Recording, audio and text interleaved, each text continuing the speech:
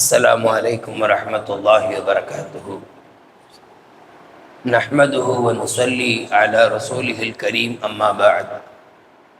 قال الله سبحانه وتعالى في كلامه القديم: ولا تحسبن الذين قتلوا في سبيل الله أمواتا بل أحياء عند ربهم يرزقون.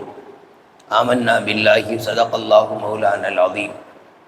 கண்ணியத்திற்கும் மிகுந்த மரியாதைக்கும் உரித்தான மேலான பெரியோர்களே, பாசத்திற்குரிய சகோதரர்களே, கண்மணி நாயகம் ஸல்லல்லாஹு அலைஹி வஸல்லம் அவர்களின் கண்ணியமான உம்மத்துமார்களே, இந்த உலகத்தில் அல்லாஹு தஆலா நமக்கு பல பாக்கியங்களை தருகிறான், நல்ல பல நசீபுகளை தருகிறான். அதிலே அல்லாஹுக்காக இந்த உலகத்தில் வாழ்ந்து அவனுடைய தீனை நிலைநாட்டுவதற்காக பல போராட்டங்களை மேற்கொண்டு, யார் அல்லாஹுக்காக இந்த உலகத்தை விட்டும் அவனுடைய தீனை நிலைநாட்டும் ஒரு வழியில் தங்களுடைய உயிர் நீத்து விடுவார்களோ, அதாவது ஷஹீத் ஆகுவார்களோ, எப்படி பெருமானார் ஸல்லல்லாஹு அலைஹி வஸல்லம் காலத்தில் போர்க்களங்களில் யுத்த மைதானங்களில் பலர் ஷஹீதானார்கள். உஹது போரிலே 70 பேர் ஷஹீதானார்கள். பத்ர் போரிலே 10 சில்லறை நபர்கள் ஷஹீதானார்கள். அடுத்தடுத்து அதுபோல அந்த இஸ்லாம் தோன்றிய காலத்திலிருந்து தீனை நிலைநாட்டுவதற்காக, அல்லாஹ்வுடைய மார்க்கத்தை நிலைநிறுத்துவதற்காக நடந்த போராட்டங்களில் எத்தனை பேர் ஷஹீதாகியிருப்பார்களோ. அப்போ அந்த ஷஹாதத் என்பது உயிர், அதாவது தியாகம் என்பது, உயிர் தியாகம் என்பது ஒரு மிகப்பெரிய பாக்கியம். தமிழில் கூட நாம் அதை வீர மரணம் என்போம். ஏன், நம்முடைய நாட்டிலே கூட சுதந்திரத்திற்காக வேண்டி போராடி உயிர் நீத்த நபர்களுக்கு நாடு பல மரியாதைகளை செய்து வருவதை நாம் பார்க்கிறோம். அதுபோல அல்லாஹ்வுடைய தீனை நிலைநாட்டுவதற்காக வேண்டி இந்த உலகத்தில் யாரெல்லாம் போராட்டம் மேற்கொண்டு உயிர் நீத்தார்களோ, வீர மரணம் அடைந்தார்களோ, அவர்களுக்கான அந்தஸ்தும் அல்லாஹ்விடத்தில் பெரியது. போர்க்களத்தில் மட்டுமல்ல, தீனை நிலைநாட்டுவதற்காக தன்னுடைய உயிரை நீத்தவர்கள் ஷஹீதுடைய அந்தஸ்தை பெறுகிறார்கள். எப்பொழுதெல்லாம் அது அடக்குமுறை ஆட்சிக்கு எதிராக அவர்கள் போராட்டம் செய்து எதேச்சதிகார ஒரு சூழ்நிலைக்கு எதிராக தங்களை அவர்கள் முன் நிறுத்தி அதில் அவர்கள் உயிர் நீத்தாலும் அதுவும் ஷஹீது தான். அந்த ஷஹாதத்தும் ஒரு பெரிய அந்தஸ்து கொண்டது தான். அப்போ அது குறித்து அல்லாஹ் குர்ஆனில் சொல்லும்போது, அல்லாஹ்வுடைய பாதையில் கொல்லப்பட்ட நபர்களை குறித்து நீங்கள் இறந்து விட்டவர்களாக எண்ணாதீர்கள் அப்படின்னு அல்லாஹ் சொல்றான். வலா தஹ்ஸபன்னல்லதீன குத்திலு ஃபீ ஸபீலில்லாஹி அம்வாத்தா. அல்லாஹ்வுடைய பாதையில் கொல்லப்பட்டார்கள், அவர்களை நீங்கள் இறந்து போயிட்டாங்க, மையத்தாளர்கள் அப்படின்னு எண்ணாதீர்கள். ஏனென்றால் வல் அஹ்யாவும், அவர்கள் அல்லாஹ்விடத்தில் ஹயாத்தாக இருக்கிறார்கள். யுர்ஸகூன வல் அஹ்யாவுன் இன்த ரப்பிஹிம், தங்களுடைய ரப்பிடத்தில் அவர்கள் ஹயாத்தாக இருக்கிறார்கள். யுர்ஸகூன, பல பாக்கியங்கள் அவர்கள் அங்கேயும் கொடுக்கப்பட்டு கொண்டிருக்கிறார்கள் அப்படின்னு அல்லாஹ் சொல்கிறான். இந்த ஆயத்தினுடைய பின்னணியை நம்ம தப்சீரில் தேடிய போது ஒரு அழகான சம்பவம். நம்ம ஏற்கனவே இதற்கு முன்பு ஒரு முறை இதை சொல்லியிருக்கிறோம். ஜாபிர் இப்னு அப்துல்லா ரலியல்லாஹு அன்ஹு என்கிற ஒரு நபித்தோழர், அவருடைய தந்தை அப்துல்லா ரலியல்லாஹு அன்ஹு உஹது போரிலே ஷஹீதாக்கப்பட்டார். எதிரிகளால் அவர் வீழ்த்தப்பட்டார். அப்போ அவர் ஏற்கனவே நிறைய பெண் மக்களையும் நிறைய கடன்களையும் விட்ட நிலையில் இந்த துன்யா விட்டும் அவர் அல்லாஹுக்காக வேண்டி உயிர் நீத்து விட்டார், ஷஹீதாகி விட்டார். ஆனாலும் அவருடைய வீட்டில் அவருக்கு நிறைய பெண் மக்கள், ஒரே ஒரு ஆண் மகன் ஜாபிர் இப்னு அப்துல்லா, அதுபோல் ஏகப்பட்ட கடன்கள். அப்போ அந்த யுத்த மைதானத்திலேயே தந்தை ஷஹீதாக்கப்பட்ட பின்பு மகனார் ரொம்ப சோகமாக அமர்ந்திருக்கிறார்கள். அப்போ ஜாபீர் ரலியல்லாஹு அன்ஹு கிட்ட நபி அவங்க வந்தாங்க. வந்து, என்னப்பா ஜாபீர், ரொம்ப சோகமாக மனசோடைஞ்சு இருக்கிற, என்ன விஷயம் கேட்டார். இல்லை நாயகமே, என்னுடைய தந்தை ஷஹீதாக்கப்பட்டு விட்டார், அது அவரளவில் பெரிய பாக்கியம். ஆனால் அவர் குடும்பத்தில் ஏராளமான பெண் மக்களையும் அதுபோல் கடனையும் விட்டு சென்றிருக்கிறார். அதனால் எனக்கு ரொம்ப கவலையாக இருக்குது நாயகமே. தந்தையும் இறந்துட்டாங்க. தந்தை இருந்தாலாவது தந்தையும் நானுமாக சேர்ந்து பிள்ளைகளை எல்லாம் கரை சேர்க்க கரையேற்ற வசதியாக இருக்கும், கடன்களை எல்லாம் அடைப்பதற்கு ஒரு வழியாக இருக்கும். அவரும் இப்பொழுது ஷஹீதாக்கப்பட்டு விட்டார். அதனால சோகமா இருக்கேன் என்று ஹஜ்ரத் ஜாபிர் ரலியல்லாஹு அன்ஹு சொன்னாங்க. அப்ப நபி ஸல்லல்லாஹு அலைஹி வஸல்லம் சொன்னாங்க, ஜாபிரே, உங்களுடைய தந்தையிடத்தில் அல்லாஹ் எப்படி நடந்து கொண்டான் என்று உங்களுக்கு சொல்லட்டுமா?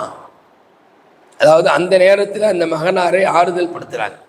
தந்தையினுடைய இழப்பை முன்னிட்டு அவர் சோகமாக இருப்பதை பார்த்த பெருமானார் ஸல்லல்லாஹு அலைஹி வஸல்லம் அவர்கள் அந்த நேரத்தில் அவரை ஆறுதல் படுத்தி ஆற்றுப்படுத்தி ஒரு செய்தியை சொன்னார்கள். உன்னுடைய தந்தையிடத்தில் அல்லாஹ் எப்படி நடந்து கொண்டான் தெரியுமா அப்படின்னு கேட்டுட்டு நபி அவங்க சொன்னாங்க, அல்லாஹ் எல்லோரிடத்திலேயும் திரைக்கு பின்னால் இருந்துதான் பேசுவான், ஆனால் உன்னுடைய தந்தையிடத்தில் அல்லாஹ் நேரடியாக பேசினான். தந்தை ஷஹீதாக்கப்பட்டுட்டாங்க.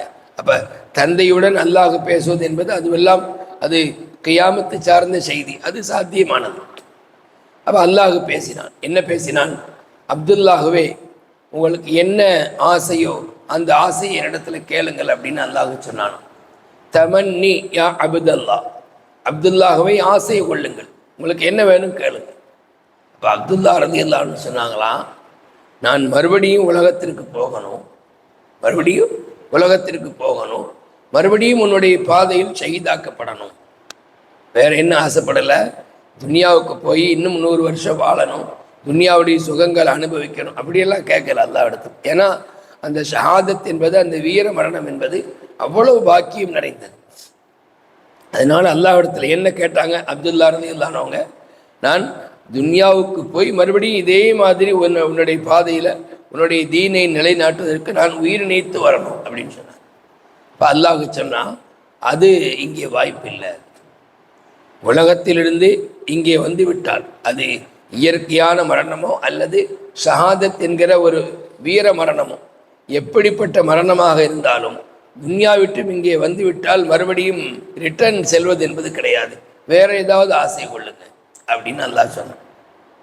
அப்போ ஹஜ்ரத் அப்துல்லா ரலியல்லாஹு அன்ஹு சொன்னாங்க, நாங்கள் இங்கே நல்லா இருக்கிறோம், அதாவது ஷஹீதுகள் அல்லாஹ்விடத்திலே வந்துவிட்ட நபர்கள் நல்லா இருக்கிறோம் என்பதை துன்யாவுக்கு யா அல்லாஹ் நீ சொல்ல வேண்டும் அப்படின்ட்டு ஹஜ்ரத் அப்துல்லா ரலியல்லாஹு அன்ஹு சொன்னபோது தான் அல்லாஹ் இந்த வசனத்தை இறக்கினான் என்று சுரனு நஸை போன்ற கிதாபுகளில் வருது.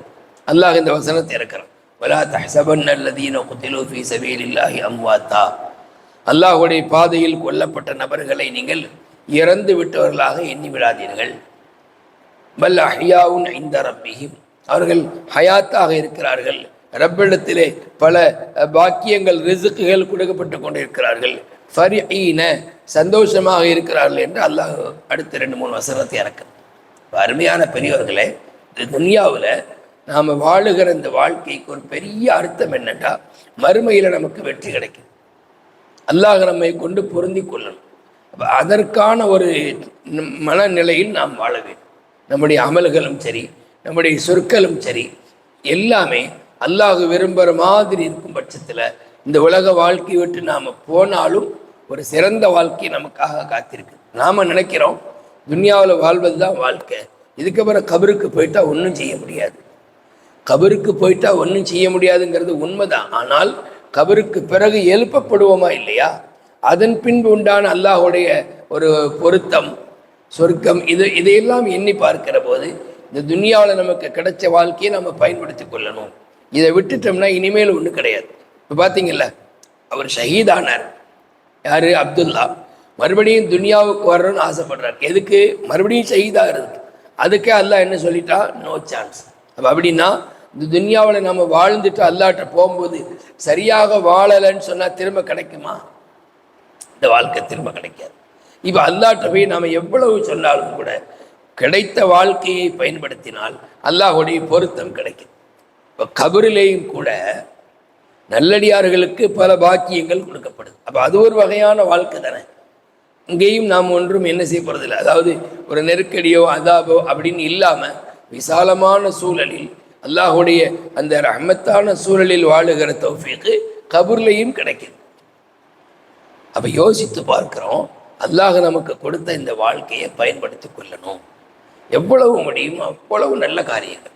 ரப்பிடத்தில் நாம் என்ன கேட்கணும்னா, இந்த துன்யாவில் என்னுடைய வாழ்க்கையினுடைய ஒவ்வொரு செயல்களையும் அல்லாஹ் உனக்கு பிடித்தமாக இருக்கணும், நீ திருப்தி படணும், உன்னுடைய ஹபீபாகி முகமது ஸல்லல்லாஹு அலைஹி வஸல்லம் திருப்தி படணும். இந்த வாழ்க்கையை கொடுத்துடியா அல்லா அப்படின்னு ரப்பிட்ட கேட்டுக்கிட்டே இருக்கணும். இதை கேட்கும்போது என்ன ஆகும்டா, நமக்கு துன்யாவில் மற்ற ஞாபகத்துகள் வந்தாலும் நாம் வழி தவறி போக மாட்டோம். நம்ம அல்லாஹ்வுடைய கோபத்திற்கு உண்டான செயல்களை ஒருபோதும் செய்ய மாட்டோம். ஏன்? ரப்பிட்ட அப்படித்தான் நம்ம கேட்குறோம். இந்த துன்யா ஒரு முறை தான் நமக்கு வாய்ப்பு, இந்த துன்யா விட்டு போயிட்டா நமக்கு இன்னொரு முறை இல்லை. இந்த சிந்தனை நமக்கு வரும்போது என்ன ஆகும்டா, நம்ம சரிபடுத்திக் கொள்வோம், அமல்களை சரியாக்கி கொள்வோம், சிந்தனைகளை சரியாக்கி கொள்வோம், துன்யாவில் நம்முடைய கடமைகளை சரியாக செய்வோம். கொஞ்சம் யோசித்து பாருங்கள், அல்லாஹ் எப்படி ஒரு அழகான வாழ்க்கையை தந்திருக்கிறான். இது ஒன்றும் முந்தைய சமுதாயத்தோடு ஒப்பிட்டு பார்த்தால் சிறிய அளவிலான வாழ்க்கை தான். ஆனால் போதுமான அளவுக்கு அல்லாஹ் வாழ்க்கையை தர்றான். உலகத்தில் யோசித்து அல்லாஹுவை அறிந்து அவனுடைய சட்டத்திட்டங்களை தெரிந்து வாழ்வதற்கான ஒரு நல்ல வாய்ப்பை தான் அல்லாஹ் தந்திருக்கான். அப்போ இதை நாம் பயன்படுத்தி கொள்ள வேண்டும். வல்ல நாயன் நம்முடைய செயல்களை சொற்களை எல்லாம் அவனுடைய பொருத்தத்தை பெற்று தரும்படியாக ஆக்கியர்கள் புரிவானாக. இந்த உலகத்தை விட்டு போன பிறகும் கூட அல்லாஹுடைய பொருத்தத்தோடு மறுமையில் பல பாக்கியங்களை பெற அல்லாஹ் தௌஃபீக் செய்வானாக. ஆமீன் ஆமீன் யா ரப்பல் ஆலமீன். அஸ்ஸலாமு அலைக்கும் வரஹ்மத்துல்லாஹி வபரகாத்துஹு.